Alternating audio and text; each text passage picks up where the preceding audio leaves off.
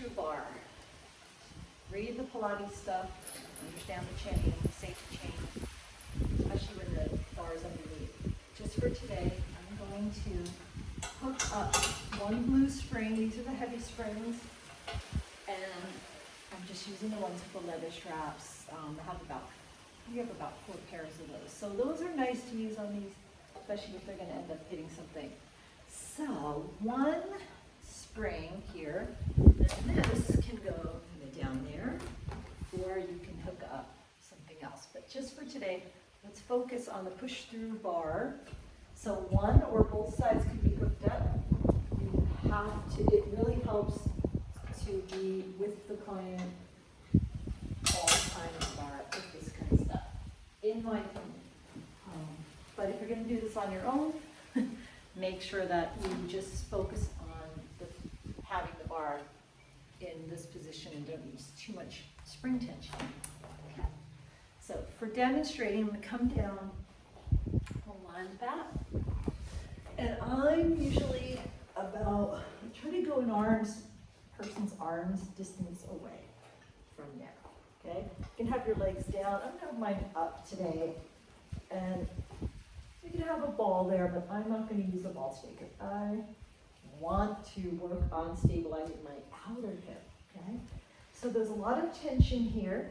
The first thing I want to do is I want to focus on working into getting the scapular retraction, right, and protraction without the rib cage doing a lot of stuff or the neck doing a lot of stuff. So this is really important. It's really a number one thing to get your clients to learn is retraction, protraction, right? Retraction, protraction. Now I would normally put something under the neck as well, depending on the person. Okay, so let's just say you did about 5 to 10 of those.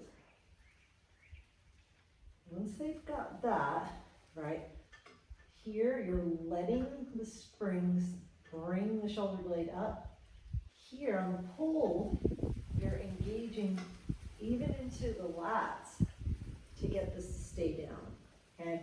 And if you put your hand on that side all the way down to where your lats start to connect into your lumbosacral fascia, you will start to feel that, okay?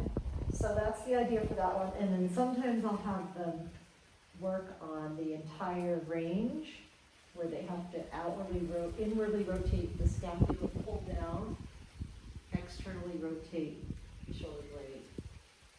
Right, so internally rotating and externally rotating, right? Internally rotating, you feel the shoulder blade, the scapula, pull down, and then external rotation and lift, right? Outward and inward, okay? Outward and inward rotation, okay? Then neutral, so wherever that is. And from here, we're going to push the bar through by bending the elbows. And then you're going to get to this part where you have to push everything down into the table. That's the key here. Get people to understand that they're pushing into the table also. Good. Take a breath. And then exhale. And right here, you have to control the highest part of the tension in the springs, which is going to be right here in this maneuver to bring the bar back up. Okay. So think about all the sequences from the first one to push, and just give that body a little bit of time to connect. And we're going to notice a lot of imbalances, which are completely normal. And then one of the fun things that we like to do with this one is we get somebody to the end here after we've done it lots of times, is you can gently pull on the bar and let them get that little extra stretch here. Or they can also reach the legs further away over the barrel, right, or into the footrest on the trapeze attachments. Now from here, we bring our knees back together. Another way that we can do this is going into tabletop and going to the next move, which is to lift the head, neck, and shoulders, and to find ourselves coming up like that. Okay, or we have plant the feet down. About 5 of those.